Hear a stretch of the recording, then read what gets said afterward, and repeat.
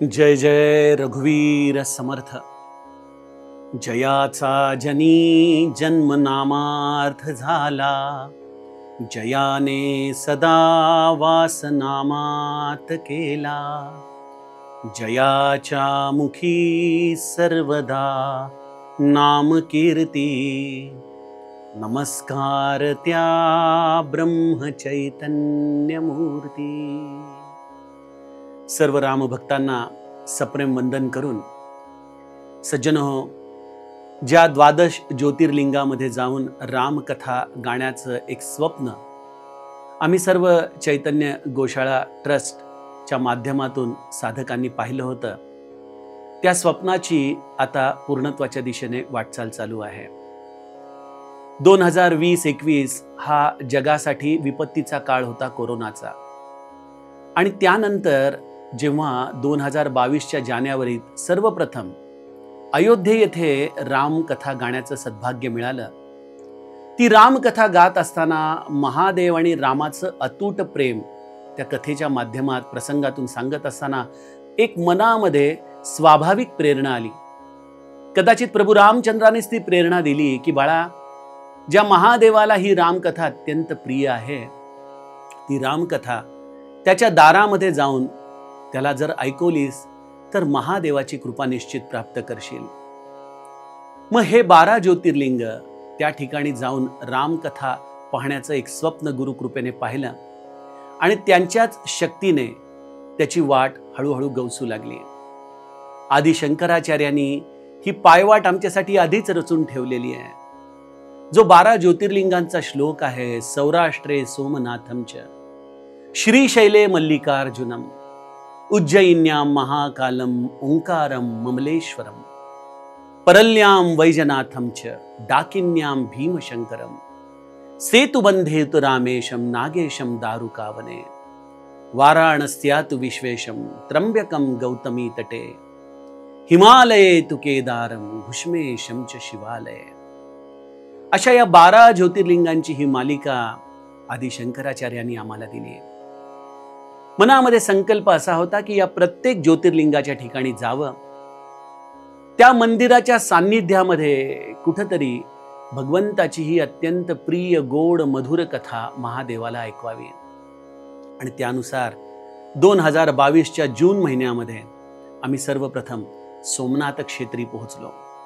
आमच्या रामकथेचं वैशिष्ट्य काय माहिती आहे? प्रत्येक ज्योतिर्लिंगाच्या ठिकाणी एक केंद्रबिंदू विषय आम्ही घेतला। जसा सोमनाथला विषय होता मानस चंद्रमा, त्या चंद्रमाच्या आधाराने आम्ही ही रामकथा गायलो। या सोमनाथ क्षेत्री एक मोठं सद्भाग्य मिळालं, जणू काही महादेवाने या संकल्पाला पूर्त करण्याचं अभिवाचनच आम्हाला दिलं। सोमनाथ क्षेत्री मंदिरावरती सोन्याचा कळस चढवण्याचं सद्भाग्य आम्हा सर्व चैतन्य गोशाळावासी परिवाराला मिळाला। सोमनाथची कथा पूर्ण झाली आणि पावलं शैलमच्या दिशेने वळाली। शैलमला आम्ही केंद्रबिंदू विषय घेतला, मानस ऋतू। शैलमच्या या निबिड अरण्यामध्ये ही रामकथा गायल्यानंतर उज्जैनच्या वैशाखाच्या उन्हाळ्यामध्ये आम्ही येऊन पोहोचलो आणि उज्जैन क्षेत्री सद्गुरू हा केंद्रबिंदू विषय घेऊन 9 दिवसाची रामकथा झाली। ओंकारेश्वरला नर्मदेच्या किनाऱ्यावरती वसलेलं एका बाजूचं ओंकारेश्वर आणि दुसऱ्या बाजूचं ममलेश्वर जणू काही अंतःकरणात सांगू लागलं की नर्मदा अर्थात आनंद हा नाम आणि रूप या दोघांच्या मधून वाहतो। या नाम रूपाच्या समन्वयाची कथा ओंकारेश्वर क्षेत्री गाण्यात आली आहे। तिथून आम्ही परळी वैजनाथला आलो। रामनिवास ही कथा परळी वैजनाथ महाराष्ट्र क्षेत्री गायली गेली। महाराष्ट्रामधली ही प्रथम रामकथा ज्योतिर्लिंगाच्या ठिकाणची, त्यामुळं अत्यंत उत्साहामध्ये मोठा मांडव, संपूर्ण गावाला 9 दिवस अन्नदान, या रूपाने अत्यंत उत्साहात मानस रामनिवास ही कथा पूर्ण झाली। तिथून पावलं वळली भीमाशंकरला, जिथे या भीम राक्षसाचा वध महादेवाने केला। त्या राक्षसी वृत्तींना मारण्यासाठी धर्मरथ आमच्या जीवनात कसा असला पाहिजे, त्या धर्मरथाची संकल्पना रामायणाच्या आधाराने आम्ही या 6व्या ज्योतिर्लिंगात बघितली। 7वं ज्योतिर्लिंग रामेश्वरम, जिथं रामाला बिभीषण रूपी सखा प्राप्त झाला। त्या बिभीषणाचं आणि रामाचं सख्यत्वाचं नातं मानस सखा या रूपाने आपण रामेश्वरमला गायलो. तिथून औंढ्या नागनाथला आलो, जिथं आमच्या नामदेवांसाठी हे मंदिर सगळं फिरलं. ज्या वैष्णवांच्या भक्तीसाठी महादेवाने आपलं स्थान बदललं, अशा विष्णूचं सहस्त्रनाम, मानस सहस्त्रनाम या रूपाने औंढ्या नागनाथमध्ये आम्ही गायलो. औंढ्या नागनाथवरून मुक्कामाला 9 ज्योतिर्लिंग वाराणसी क्षेत्री, जे मुक्तीचं स्थान आहे. या मुक्तीची भूमिका रामकथेच्या आधाराने आपण काशी येथे गायलो. तिथून आपल्या सगळ्यांचा पडाव त्र्यंबकेश्वर क्षेत्री आला, जिथं आपण नारायण नागबळीची पूजा करायला जातो, गरुड पुराण ऐकायला जातो. अशा या त्र्यंबकेश्वर क्षेत्री रामचरितमानस मधला भुशुंडी आणि गरुडाचा संवाद आपण मानस सप्तप्रश्न या रूपाने अनुभवला.